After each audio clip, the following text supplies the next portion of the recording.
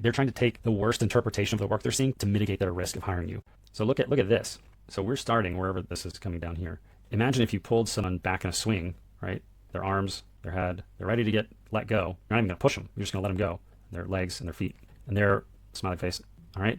You're just holding them back here and you're just going to let them go. Are they, when you let them go, are they just going to hit a wall and just stop completely vertically? And of course the answer is no. They're going to swing through. But here, bunk, we hit this wall. Boom. I don't want to read too much into it, but I see this thing so much. It looks like you just got done with doing the animation, and you're like, just go to 0 and let's be done with it.